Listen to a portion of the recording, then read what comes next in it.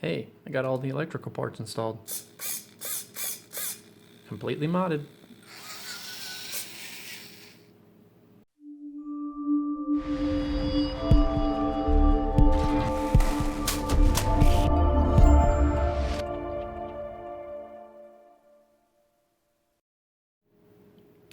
Okay, first let's go over the servo. The servo was pretty easy to install. I'm just using a micro 9-gram servo from Banggood. Just used the servo horn that came with it, and I just tacked it in place with 2 drops of super glue, and the super glue is holding really great. I hope I don't have to remove it. I should be able to pop it off, but that's how I attached it with super glue. And let me show you the front. Okay, so here's how I attach the servo horn to the suspension and steering on the front. So this is the default rod that was connected to the previous servo. And then right here, I just used the servo horn that came with the servo and the screw that came with it.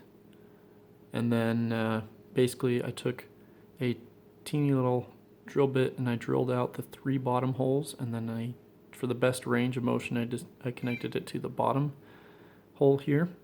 And so you can see this in action.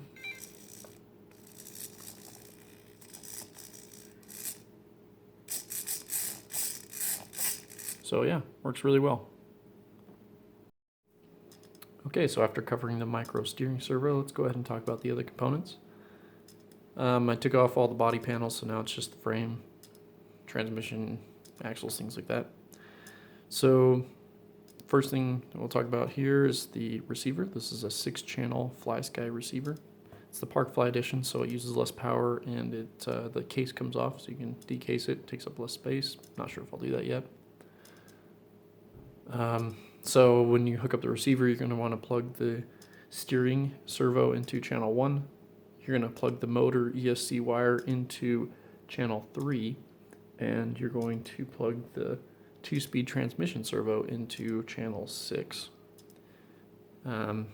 Next thing we'll talk about is the ESC. The ESC has 4 connections.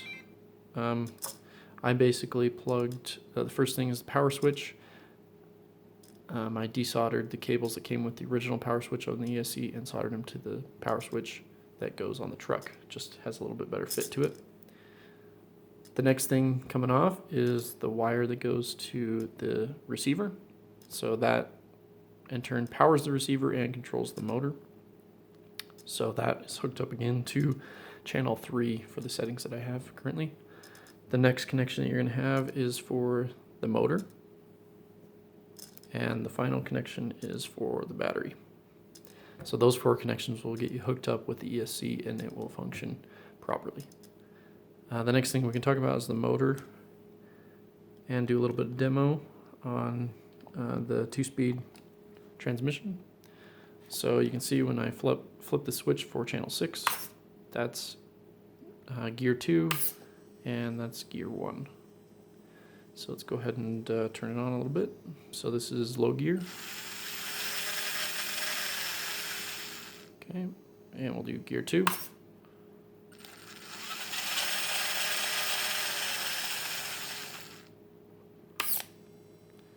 So you can see there is a servo right here that basically shifts it forward and back.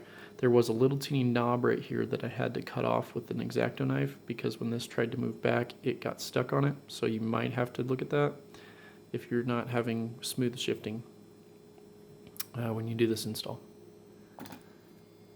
This motor has a lot more torque and power than the original, and I really love the 2 speeds. The low speed is awesome for climbing and crawling and just going really slow and have a ton of torque. It's much better than the original motor that came with it.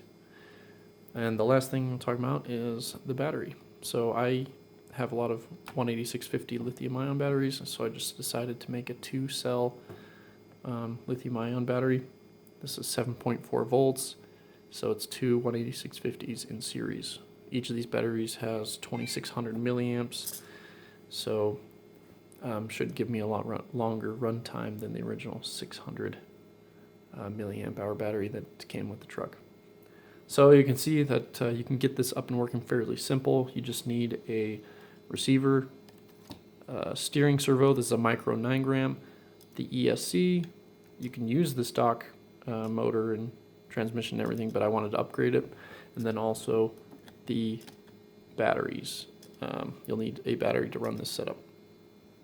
Let's flip it over and I'll show you what I did to the underside.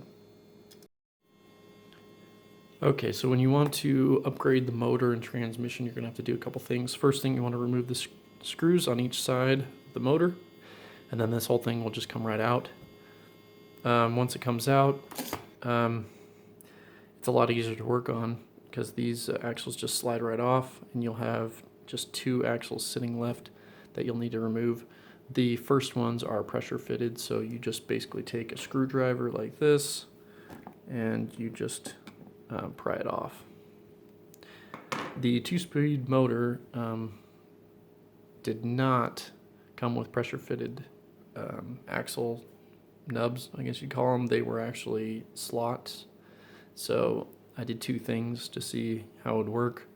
The first one, I just drilled a little hole and put a screw in to keep it from spinning on the actual slot part of the motor. That seems to work fairly well. It holds it pretty good. The second one, I just used a dot of super glue and just super glued the shaft straight to the motor shaft. So we'll see which one holds up. I think they both are fine. They both work well. So overall, I feel that these upgrades, I think there were $36 complete for all these parts. I did have the receiver and transmitter already on hand. Most people into the sport do have that. Yeah, $36 for the upgrades and $31 or something like that. It's on sale on Banggood for the whole truck. So pretty good deal for what it is. So yeah, this is part 1 of all the electronic upgrades, and part 2 will be how it looks after it's all painted and assembled and everything's ready to go. We'll actually do a test video after as well, so you can see how it compares crawling compared to the first video that I did. One last note is I also did install the softer rubber tires. You can see here these are just super stiff. This is me really squeezing that, and then if I just pull this here, you can just barely touch it, and they're much softer. Just gives you a lot better. Softer tires give you better grip, better traction on many surfaces, so it's a good benefit to have the softer tires. But yeah, if you guys have any questions or comments, please let me know. I just put this all together, so I'm familiar with it, so I'd be able to help you. Also, please stick around for future videos. You can see that I love to mod these RC trucks and things like that, so I'll be putting more videos out in the future. Well, you guys have a great day. We'll talk to you later.